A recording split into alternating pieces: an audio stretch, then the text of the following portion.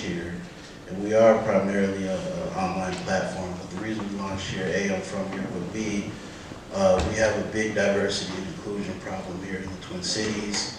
I had already been producing events in the space prior to the pandemic, and you know, in 2018 and 2019, we got some corporations excited about diversifying their workforce and just hearing voices of color. And then of course the pandemic happened and a lot of those things slowed down, but then we had George Floyd happen, and then it was like, you know, pouring gasoline on the fire. And so at the end of the day, we have the most Fortune 500 corporations in the country right here in Minnesota. We're a very wealthy state. We do have a black population, despite what people outside of Minnesota think. And so it made sense to start here and to work on those efforts and show what we can do. One incredible founders. And as Thompson mentioned, it's hard to start a business anywhere, but I do just need to share a fact that if you start a business in Minnesota, you're in one of the top states in the nation to have a 5-year business survival rate. So it's hard, but the rate of success here is much higher. And to Shalisa's point, I just want to call her out and applaud her amazing efforts. Last week was Twin Cities Startup Week. It's the second largest startup event, startup week in the nation. So that just also, I think, shows and validates our strong ecosystem here in the Twin Cities and beyond. So kudos to all of your work in the work of Beta. I think the best way to learn about people is their stories, right? So I don't know who wants to start first, but I'd love to know the impetus or the inspiration that started your entrepreneurial journey. Who wants to go? Yeah, I guess I can go. So I've had a few other businesses. I've been an entrepreneur for about 15, 16 years. I'm 33 now. And my previous business was called The Premium Experience, and we helped promoters and venues better understand their audience through data and then to retarget that audience when it came to events and things of that nature. I had been producing events at that time for about 10, 11 years, and that led me to create that platform. Right before shutdowns, as I mentioned, in 2018 and 2019, I co-produced a conference called BigCon, which was the Blacks in Technology Conference. And through that, I ended up creating a community of Black people in technology and kind of kept things still on the event side where I would partner with corporations, and we would do an event around that industry. So for instance, we partnered with a cybersecurity company. We would do hacking 101. We would go to the facility. People would learn about cybersecurity, how to protect themselves and their devices. We learn about the company, and then we would tour the facility so people could get a kind of a visual of what it would be like to work there. And I kept it at that level under the brand Premium. I'd also created a networking series called Mix and Mingle, where I was teaching people of color, and it was primarily Black and Asian women that were showing up, how to network professionally, how to pitch themselves and things of that nature. And so I was doing all these things, and right before the shutdown, I was working on a deal with Diddy for his Revolt Summit. I was working with Rhyme Sayers for Soundset and some of their touring stuff. And we were working on our own series of events, and then we started getting stay-at-home orders. And so as it continued, stay at home, stay at home, stay at home, I ended up having to cancel everything we had been working on. It was hard to get a lot of executives back on the phone because they were worried about their jobs and of course their health with the coronavirus. And so I was sitting in my room trying not to get depressed as everything I've built and worked for is falling apart due to this virus. And I said, who has money? I'm like, the people don't have money, so that's not gonna work. No use in coming up with a new product or service and that, thought process. And then I was like, what about the government? And I'm like, nope, they're gonna try to figure out this pandemic thing. And I was like, these tech companies still have money. And I was approaching it from the sense of a promoter, meaning South by Southwest is canceled, Afrotech is canceled, all these big things that they sponsor was canceled. So if I could get them to move that money over and I could create a Black job board and create some online events via Zoom, maybe I can do something in this space and continue these networking mixers and kind of this diversity and inclusion mission that I had started.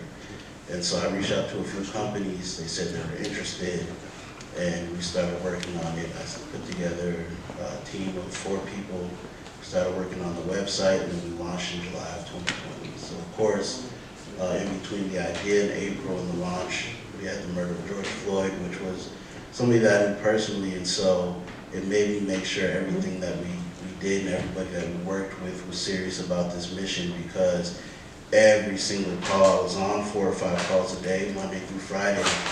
Every company was saying this is why they're trying to be diverse. I had companies, major companies, calling and saying they only had 1 black person in their tech department.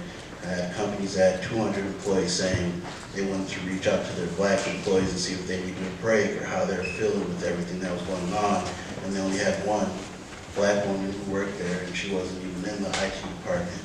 And so it made us make sure whoever we worked with was really serious about this work that we're doing. And now, 2 years later, we have over 7,000 community members in the world. Thank you. We produced 2 international summits. We're now working on our 2nd annual Tech Fest, which will be in November.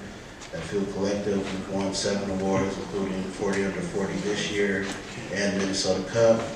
We've also won 2 Beta Awards over the years, and yeah, it's great. Impressive. I mean, when we talk to founders, it's like the grit and tenacity that you have to pivot and to continue to grow. And I always say this when I talk to people from inside and outside of Minnesota about our founders. I think the value proposition is the people. You really care. Every startup I talk to, they care about the mission that we're solving. And that's clear with what you just shared. Thank you. Thompson, do you want to share about what started your entrepreneurial journey? Yeah, so let's see, where do I start? So for me, it was when I was in my 2nd graduate school program as across the school of Minnesota, working on the full-time MBA. And at the end of that 2-year process, my first son was born. So this is December 2010. So graduated from the MBA program, and a year in, he got pretty sick with a fairly aggressive cough and a fever. And as first-time parents, my wife and I, were very concerned, very nervous. He suffered from febrile seizures, so we didn't like him having fevers. And it took 4 trips to the pediatrician to get the issue resolved, and my wife and I, we kind of thought about what we just went through, and we had a car. Sure, we shared a car, but we had a car. We had transportation. We did not go to the clinic a 3rd, 4th time because we didn't have enough money to pay. We had a $5,000 to $6,000 deductible at the time. So we were paying for all these visits out of pocket, and it wasn't easy to pay for them. But it wasn't like we're choosing between healthcare and food, healthcare and rent. And many of you know here that healthcare is one of the major causes of disparities, in our country, along ethnic, race, gender, geography, income. Like healthcare is an incredible problem that always affects the people who are marginalized.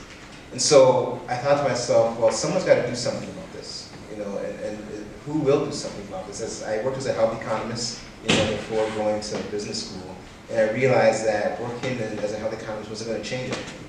And so I decided to learn what it was to run a clinic, and basically figure out a way to run a clinic with superior patient experience, better unit economics, so that a more affordable and more equitable healthcare experience could be created for consumers of healthcare.